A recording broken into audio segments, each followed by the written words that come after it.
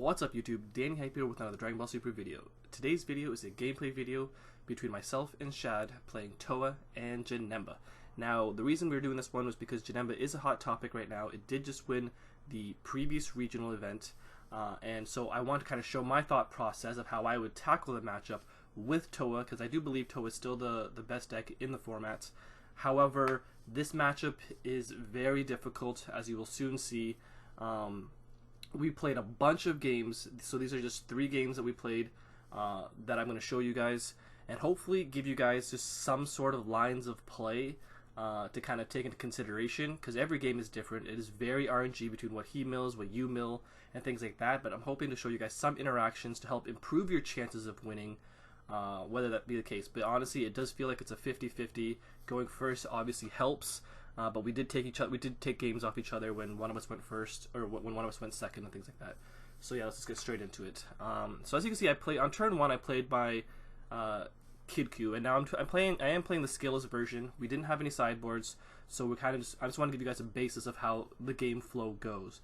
Now I didn't search for the ball with Kidku because I don't want to thin my deck. Now I played it because for future, if I ever want to get the vanillas out of my grave, then I can pay the 2 and not have to pay 1 and then 2. Also, if I happen to mill a ball, I can eventually just pull the ball from my grave with his ability just for some extra power, which does come up sometimes, which is very so that's why I played it. I'm not really worried about my hand size too much, because this Janemba can't really.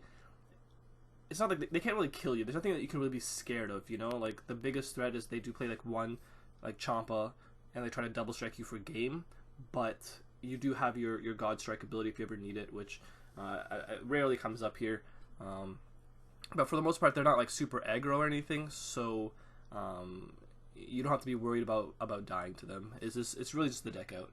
So obviously turn 2 is your basic get that Vegeta out there before they can get their counterplays up. So obviously going first, it's very easy to get the Vegeta out there. And kind of establish some things, because you know the more Vegeta stays out there, the more the less likely they're going to deck you out.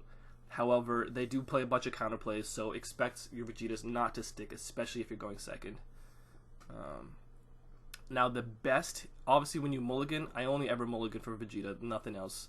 I throw everything back except for the Vegeta, and then he's just the one you're trying to get. Now if you can somehow open 2 Vegetas, that's where you're sitting pretty. It's because it's hard for them. It's not hard for them, but you'll at least get some Vegeta procs off before it happens, right? So I play my second Vegeta.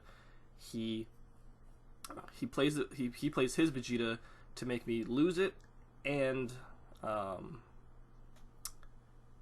warp a card. Now the reason I played my Vegeta first, because sometimes you could play your Overwhelm first to kind of like he'll shoot it out to kill that Vegeta, but on the off chance he just doesn't have it, you can play that second Vegeta, and if he just doesn't have it and you have 2 on board, then it's almost like lights out at that point. But they usually do have it, but on the off chance that they don't, you gotta play. You play like your opponent has everything, and then when they don't have it, it's just like woohoo, So yeah, and then I'm also going the non-aggro approach. I just want to try to hand rip him, and that's another thing you have to determine whether your opening hand can play this longer game of hand destruction, or if you have to go the aggro route, which you'll see in another gameplay video. And I have gone the aggro route, and it's there's some you win, some you lose. It's really situational. However, I do think the aggro route is good in some situations, which I'll kind of explain later. But for this one, we are going the route of just trying to keep their hand size small and then crit them the rest of the way. That's the plan, because I did have these Vegetas here, which really helps. So again, expect this Vegeta to die. He has 3 up. Expect another counterplay to come out to stop it, but at least you get 1 more overwhelm. This is another thing too. On your turn 4, I think, because we played like maybe 16 games or so, this is one of the earlier games of the set, so I hadn't adjusted fully to some of the things I do later on. But I just wanted to show you guys just the flow of how the game goes, right? Turn 2 Vegeta, turn 3 Vegeta, type things like that.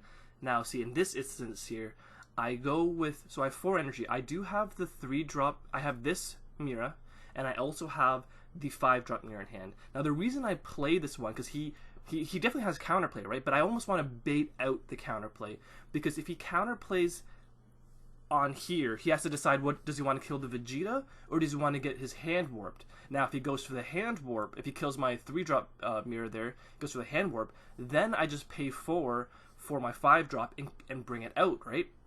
Whereas if I just normally played like my 5-drop here, he would just he would just counterplay and then kill that Vegeta. But at least this way, I have a chance to maybe save my Vegeta. Where if I throw out him, this 3-drop, and he's like, "Oh, I can stop the chain," he'll Vegeta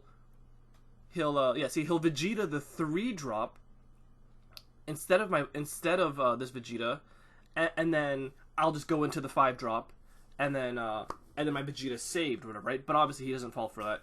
And now what happened there was he did the counterplay during my union, because he was smart, obviously, right? Not everyone will fall into these situations, but he waited for me to pay the 4 to do the union, and then when I did the union, then he did it, right? Whereas if he did it before, like I said, I could have just played the 5-drop instead, but he's waiting for me to fully commit to this play, so he can see which route I go and kill the Vegeta. Because if he did bring that out to kill the 3-drop, and I just went the other direction anyways, then I would still have my Vegeta on board, right? I hope that explains that situation. But there's small things like that, right? That if you aren't familiar with this matchup, you wouldn't be aware of. Which I thought was, because some of the games I didn't think about that, so it actually got to the point where I might actually want to play 3 and have a 4th in my sideboard of that mirror, the 3-drop mirror, because he does mill you a lot, you mill yourself a lot, so these mirrors do find themselves in the drop or the warp or your hand quite a bit, and if they're not in your deck, you can't do the 5-drop mirror, which a lot of occasions I've fallen into, which is very unfortunate. But yeah, so I do get the warp off. But yeah, those 3-drops were very important in this matchup. So I would definitely want to play 3, I think, now, and then side in the 4th, which I would never have thought to do before. But in this particular matchup, it's just very handy. So again, here he's just going for that mill game. I'm not really scared to kill him. I take any damage he throws at me. It doesn't really matter. But now we start getting into the late game territories, right? Turn 5s and 6s. He only has 2 cards in hand, as it looks like. Still at 8 life. But because I had those Vegetas earlier, I got a couple procs off of them. It does help. It's not like super helpful, but it does help a lot. And also, like what I said before, on that turn 4, I milled myself 3 and then awakened. Later on, I decide honestly, I just awaken on 4 and I don't even use my ability anymore. There's some times where I just awaken on 3 and just say screw my ability, and I don't mill anymore because I have the pieces in my hand. And you can only really do it if you have the right hand, but if you still need to dig for things, that's when you need to do your mills. But if you have the right hand already, then you don't need to. Yeah, so right now he has, 2... So he has 2 cards. I believe I have... So I have the warp. I can do the 3. See, I just swung here to give them the 2 to put him to 4, because I'm going to go boom. Now, a lot of people ask me why I don't do the crit.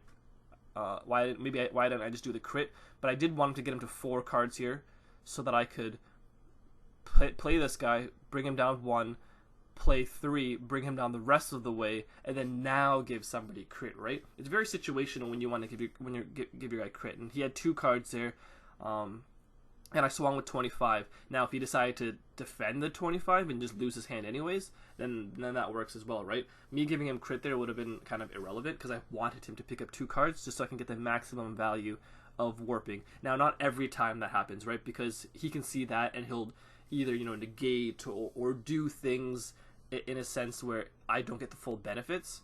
But in this case, I got the maximum value out of that, right? I hit him for 2, and then I warped him for 4, then I crit him for 2. With the double strike mirror afterwards, right? Now, it's not always going to work out perfectly like that, but just in this situation, it did. And then he's at 4 life. I don't have the kill potential in my hand, so I kind of just let it go. Because my hand isn't big, and he does have 2 5k combos on board that he kind of stops some plays if he wants to. This was a chance I took though, because I was pretty close to mill, and if he just happened to draw into the mill card, I probably could have lost, and that's another reason why I didn't want to attack him, because if I attacked him there and I couldn't kill him, he would get like 1, 2, 3 more cards maximum maybe of a mill card to potentially mill me out, right? Because right now, like I have 4. If you just happen to draw into it, I would have died there. So you really need to determine whether you can kill them or not, or if you can just pass turn. So in this case, obviously, I just pass turn and just hope he doesn't draw into it. But as you can see how close these games are, right? It does feel like I was kind of in control, but no matter how much in control of the game you are and how well it is, like, Janemba's built-in win con will still just win him some games, right? As you can see, he pretty much almost got me decked out. Now, like I said, if I didn't do my ability on my 4 energy and just awakened, I'd still have 3 more cards in my drop, which would have been fine. So I have been finding that at one point I just suck it up and I just awaken on 3. Right? I usually, as you can see in my other gameplays, I would awaken on 4. And then this one, he keeps attacking me. I keep defending because I was just afraid. I was like, I don't think he can beat me, but if he just happened to have like super combo in his hand when I go to 1 and to finish me, and maybe he can out combo me for whatever reason, I was like, you know what, let's just not chance it, and let's just defend this life, even though it kind of kills my hand a little bit. but I didn't want him to, like I said, swing for single and then just have super combo, and then I just for some reason can't out combo it. So I said, screw it, I'll just stay at 2, and if he has a double striker, I'll just god strike it. But yeah, honestly, a lot of times, you guys, I just wake up at 3. As you see in my other matchups, I hold my awaken for as long as possible, and usually I awaken on 4 or 5s. But this one, I've been finding, maybe I should just awaken on 3. Okay, maybe that's something I should just do. And as you can see, me having that one drop Goku, because they don't really have any removal for it, nor do they want to remove it, really. There's nothing that they obviously want to always get rid of Vegetas and other things. So this Goku kind of sticks on board for a while, and then if you get that ball in the graveyard and just keep cycling it, it does help with the combo power and stuff like that. So here I swing with the double strike. Now, 20, so I'm pretty sure I gave him crit here. So yeah, I just go 30 double strike crit. So yeah, I did give him crit because he does God Strike to take off the crit, so he can take the 2, which was good for me. And then I just swing here.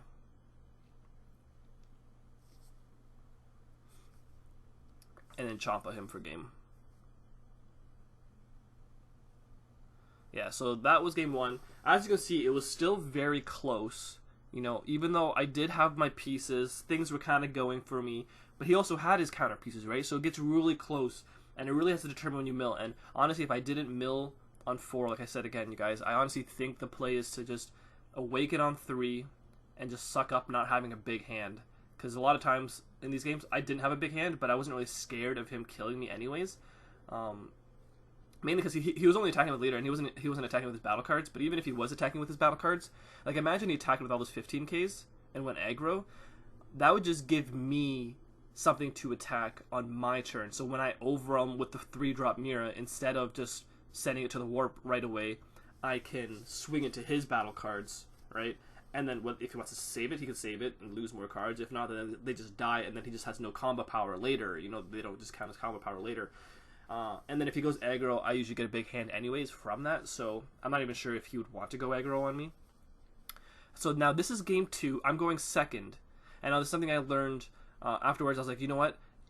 If I don't open these Vegetas, I can't just wait around till turn 4 and start and just mill myself, you know what I mean, and let him do it. So I just need to speed up the game. So see, I got him down to 5 on his turn 2, right? So then now next turn, when I start doing, so the next turn, let's say I do it again, and once he's at 4, he needs to start defending his life, right? So on turns 2, 3, and 4, he needs to start defending his life and losing cards in the process, right? Whereas before, he would, and obviously he has a bunch of cards now, but that's almost irrelevant to me because he'll start losing those cards once I start throwing pressure on him.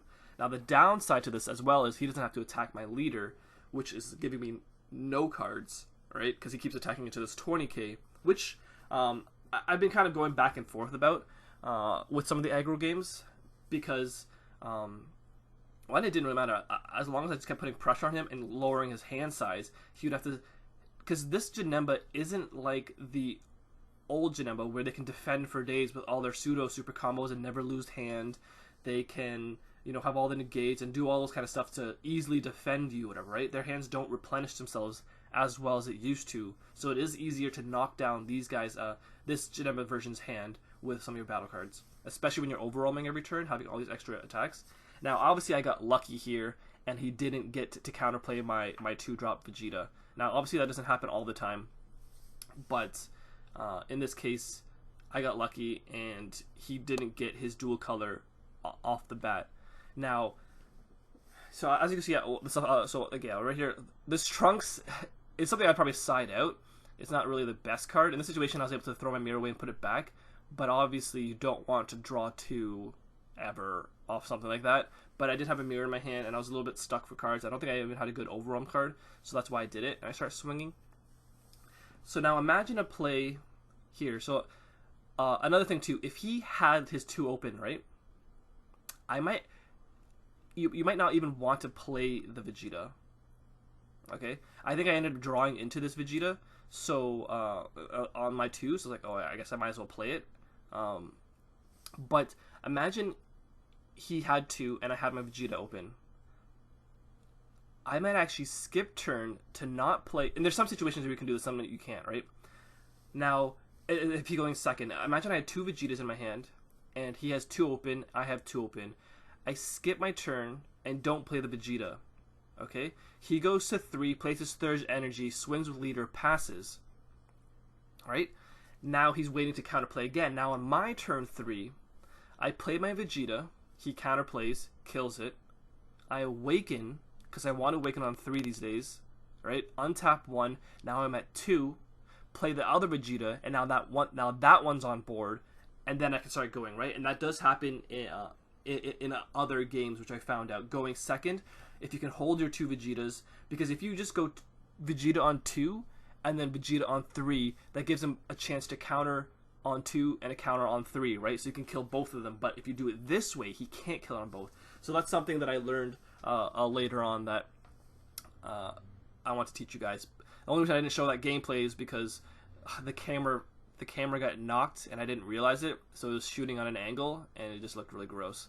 So I obviously couldn't use that gameplay.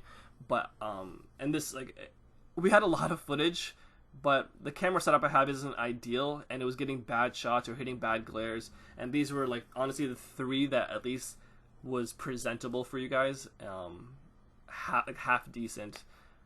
So that's why I did it. I'm sorry, I know I went on a big rant there, so I kind of skipped the turn, but hopefully you guys kind of saw what was going on. But like I said, I'm just throwing guys down, swinging for the aggro, and now he's basically, like, every swing I do is like a hand destruction type thing, right? He's got to lose cards in his hand.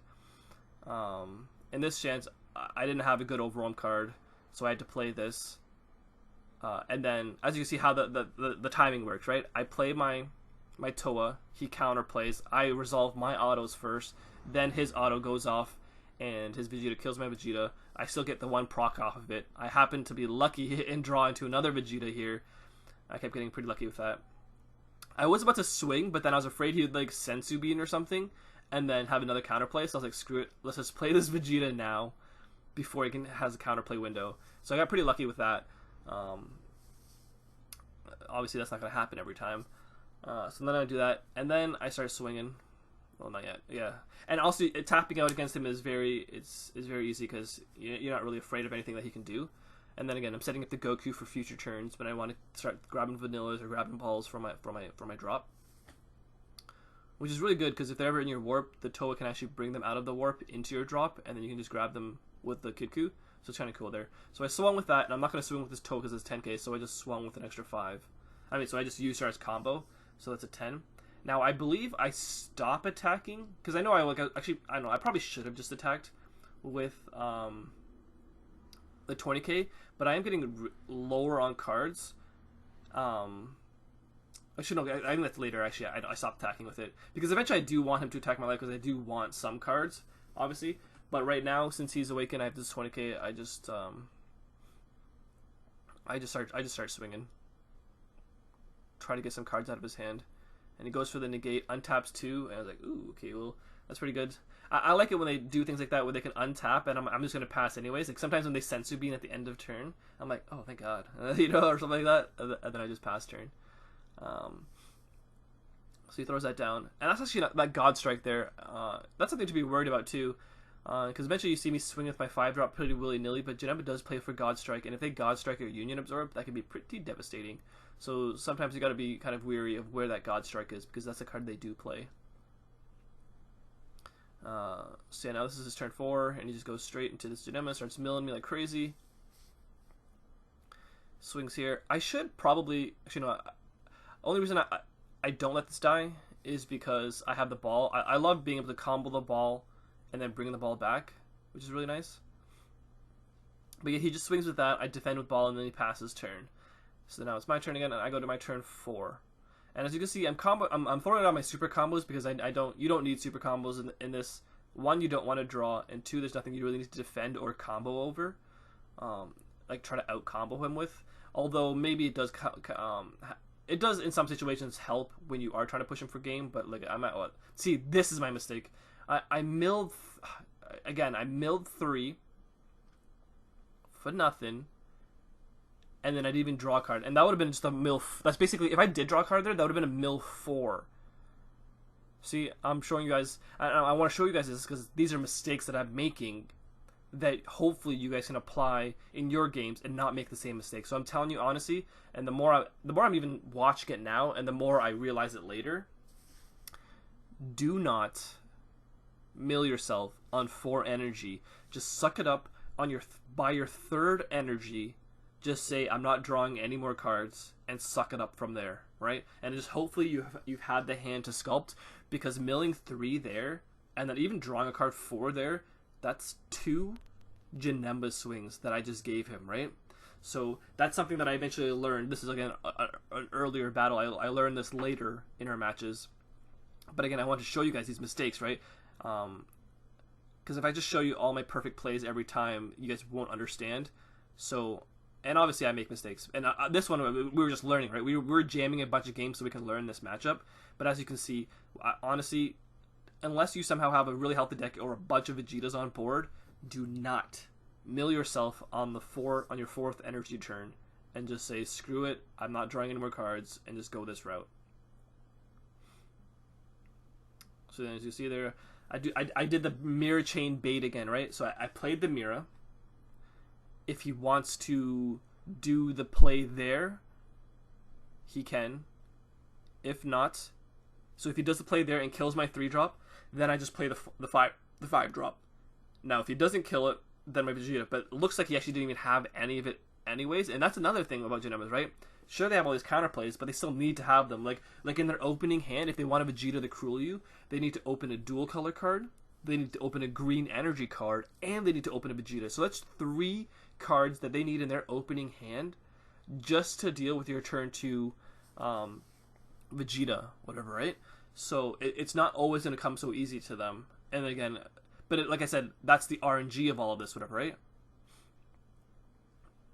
It's not going to come easy to either of us, because if he mills the right cards, then I'm screwed. If I don't draw, so it is a lot of RNG, but I'm hoping some of these things, these notes you can take to hopefully improve your chances. These aren't surefire wins, but they are something to hopefully improve your game against it, and I hope that's something that you guys can take away from this.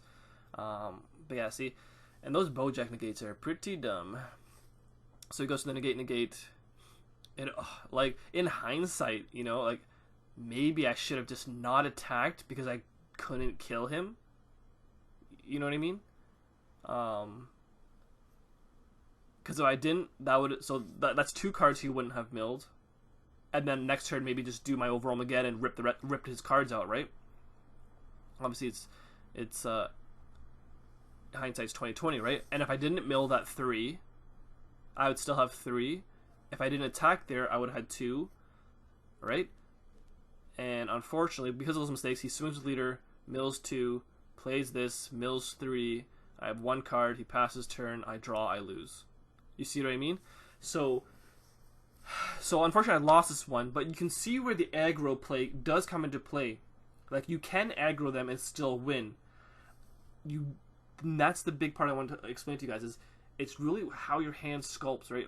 What your hand looks like turns 1 and 2 really determines which route you're going, right? If you don't open any 3-drop mirrors and you can't start ripping his hand out, then you can't really go to hand destruction route. You know, if you don't open any Vegetas, then you can't really prolong the game a little bit, right? I was opening Vegetas after I decided to go aggro on that last one, but there are games where I went aggro, I won, I didn't make those silly mistakes like you saw there where I, you know, did it on 3 and things like that. So those are small things, these notes I want you guys to kind of take away from this. Now for this one, again, same play. This time I decided to go, looks like my hand is sculpted for the mill game. I mean, so for the longer game, sorry, not the aggro game, whatever, right? So now we're trying to go just the portion where we're just trying to rip his hand apart and then crit him dead, as you saw in that one. And like I said, you guys, we've won games. I've won games and he's won games going both ways. You know, I aggro, I win. I aggro, I lose. I go the mill game, I win. I go the mill game, I lose. You know what I mean? But these ones, I'm hoping you guys can see some of these lines of play that I hopefully, like I said, will teach you guys something. So again, like I said, I got lucky, milled the ball, grabbed the ball. I never want to actually, mill myself of the ball. Like I never want to actually search my deck for that ball. I just throw him out just for future, it's like future proofing, just so he can have him out for the future. And see, this is what the standard play looks like for me. And this is when I'm not sideboarding, right? There's a lot of dead cards in my main board, like those Kais. I'm never going to play a Kai. 1, I never want to draw. 2, there's nothing that I'm afraid of him attacking with, although Kai is one of my favorite cards in the deck, but for other matchups. But yeah, see his standard play on 2, Vegeta, mill him on Mira, mill him with the Mira. He's lost 2 cards so far. And this is honestly how a standard game would go, as you guys can see, just the flow of it. Now the optimal thing would be sick if I had another Vegeta, which I just milled, but if I could play a Vegeta here, would be pretty sweet, right? Because if I don't and I just play my Overwhelm, he counterplays, sure get my proc, but he kills my Vegeta, and then that's a wrap for my Vegetas, right? Basically, right? That's usually how it is, because unless you get super lucky and draw all 4 of them, which is very unlikely. But this game is, if you guys are still watching, this game is a good one near the end. If you want to skip ahead to the end to see what the board state looks like, it's pretty funny. And that's the reason I showed this game. But here we go. I mill the 3. And see, this is like almost another. Imagine you were lucky and you opened up all these Vegetas. I could Vegeta here. He'd counterplay. I would awaken, untap 2, Vegeta again. Actually, I don't know if I have the 10 yet, but if I overwhelm, I would. But this time I go overwhelm. He counterplays. I think I just didn't have any overwhelm in my hand at this point, but he does that. So now my autos proc first before his thing goes off. So I decide to go, and this is where you can choose your autos, right? So I'm choosing to proc the Vegeta first, as the last time you saw me choose to proc my overwhelm first. So I chose the Vegeta first, so that I could go use the Vegeta's ability to put the skillless card on the bottom of my deck. Then I proc the Trunks' overwhelm, right? Because when those 2 autos go off at the same time, you get to choose. And now, because I put that card on the bottom of my deck, I get to choose. I get to choose him, right? Because I didn't actually know if I had another one in there. Or actually, I might have milled them all to the point, and that's why I had to do it like that. So then I do that, and I do have a Vegeta in my hand, right? So, pretty sure I play it. I do this. I don't know if I just drew that or what, but yeah, I don't know if I just drew that Vegeta or what, but again, boom, I have the Vegeta established. But as that last one, I could have just, like I said in I think game 1, if I did have it in my hand, I should have maybe just played it, right? The Vegeta on 2, and if he doesn't have a counterplay to it, then I'm golden, and then I just put back, and then I overall put back 4, right? But I feel like I just drew into that. So yeah, and then I swing here. You know, it's a crit, so I can swing with that. Even though it's going to get swung into, it's kind of whatever. But you might as well take advantage of the crit while he has the crit. And then there's like, and then you gotta, obviously, we weren't playing with sideboards, you gotta consider sideboards and things like that, right? And I know people like to talk about Tien and how Tien is great against Janemba, which it is, right? However, in this Towa matchup, I see some people playing Tiens in their Towa deck, and honestly, I don't like it. You know, it's like if I'm gonna do Towa and he's keeping like sensu beans in his hand for whatever reason, then I'm like, sure, I don't mind. You know, that's just a card he's just losing to untap, or that's almost an irrelevant card, right? I'd rather him not have, you know, these counterplay cards or things like that. So I don't really care that he untaps. It's never I'm in a situation where it's like, oh, he's tapped out, I need him to not untap. So Tien, yeah, being an extra body, that's if you want to go the aggro route, but that's something to consider in the sideboard. I never actually really liked Tien in the sideboard with Towa, maybe against the old version, you know, when they have all those pseudo super combos and senju beans and they're trying to defend you, but for the most part you're just ripping their hand apart anyways, so they usually don't have a hand. But yeah, those are just like random sideboard things you can consider, and obviously they have sideboards too, so this isn't to kind of show, oh, you follow these exact steps, you're gonna win. These are kind of just to show you guys how the match looks and things that I've learned, because I was still learning this matchup. I thought it'd be a lot easier than it was, but it's a lot more 50-50 in RNG than I expected. So again, see, I do the bait, I play the 3-drop, bait him out, see if he wants to counterplay. He doesn't, so then I just, you know, I continue with my Vegeta and do this. And then since it's out there, I just do it, right? But not everybody, like, eventually, but people who don't know this matchup might just, you know, get trigger happy and see that and be like, oh snap, he played this overwhelm, I want to kill this so he can't overwhelm me, whatever, right? And that's something that they'll fall into, and then you just play the 5-drop, and then you just get so much value because your Vegeta's still out there, right? But again, you know, Shad is no slouch, so he doesn't kind of fall for my trickery. But yeah, I swing there, do this, boom. And sometimes, you guys, yeah, swinging is pretty scary sometimes. If you had a God Strike to kill that Union Absorb, you know, that's something I could have fallen into, which I didn't need to. But he was saving his 2 energy so he could Vegeta the Cruel my Vegeta on my Union right there, right? As you can see, I believe I'm about to awaken here, and yeah, so I do the whole warp thing because I know I can just bring that ball back and grab it with my thing. But see, I didn't do on 4. I didn't do the mill to draw a card, right? So then now I get to pull the 3 back, use the guy to get my ball, boom, back. All right, so it wasn't a complete neg, and then it gave him crit, swing, crit. And then I believe I just passed turn here, right? See what I mean? Like, you just need, eventually, you will kill them, right? They'll never kill you through deck out. I mean, sorry, they'll never kill you through aggro. They can only kill you through deck out. So when you skip that mill on 4 energy, you save yourself at least 2 leader swings, especially because they don't play a bunch of the other Janembas. They're not Janemba you every turn, right? They just have that one that mills the 3, and then a couple of the ones that mill the 2.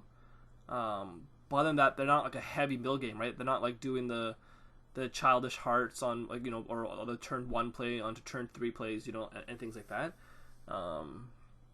Because even if they were, then your Vegetas would just stick on board and they didn't have time to do it, right? So it's kind of like which route they're going. So it's like they're not like a heavy fast mill game. The only reason they get close to milling you is because, in this deck at least, is because we're milling ourselves. And if you avoid that mill in that 1 turn, you are golden. I decided to do this Kai on that only because I have a lot of cards in my deck, because I chose not to do the mill 3. And I'm telling you, it actually makes a world of difference, you guys. So whether you wake it on 3 or 4, on your 4th energy, honestly, do not mill the 3 and just suck up that you're not going to draw. And this Kai here, I guess Kai kind of comes into play in the sense that, as you can see, he combos to try to kill my Mira, and then I combo the Kai. Although I should have just, I don't know why I did that.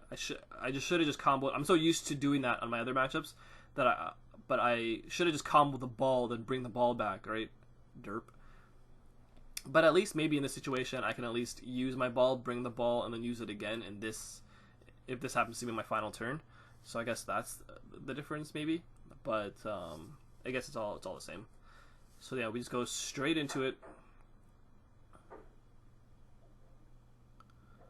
And now, see, this is another thing too. So I could attack here, although it is scary because if he God Strikes, gets rid of Union, that's a play, because he did do that to me one time, and after that I kind of got scared to do it.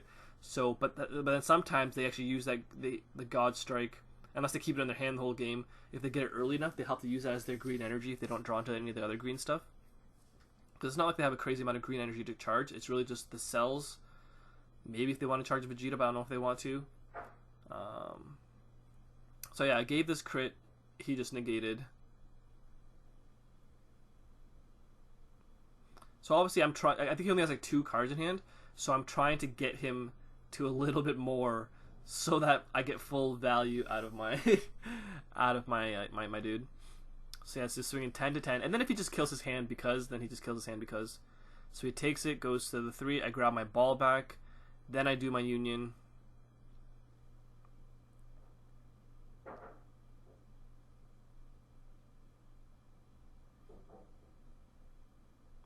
He does his whole Chomp of the Trickster there.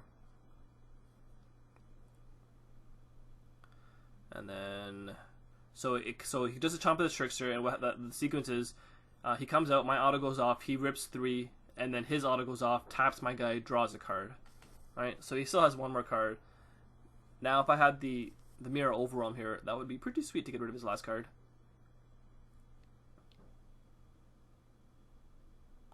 So I think I swung with my leader there, and then he must have had I think he had a super combo, and he super comboed and then drew. And then again, I can't kill him past turn. He only has 2 cards, and then 1 more on his leader swing. That's if he energies too.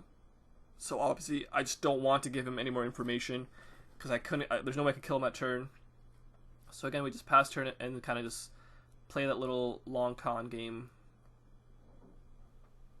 That's what happens, right? See, and like I'm saying, guys, not milling yourself on that 4th energy makes a world of difference. He actually draws into that freaking Janemba, which is ridiculous. But he swings, mills me for 3. 1, 2, 3. Swings with leader, mills me for 2. And you see, this is almost the same situation that happened to me last time, whatever, right? Where he was so close.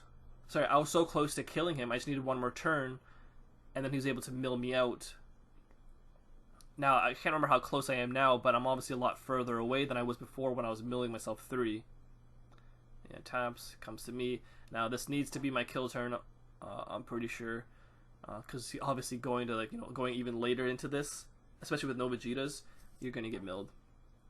Now, it looks like I do have a Vegeta in hand there. So, oh yeah, I overwhelmed just the 1 for this dude. Then I go 4... Because I did have the Vegeta, I was thinking of playing it, but then I'm like, I want to do both of these.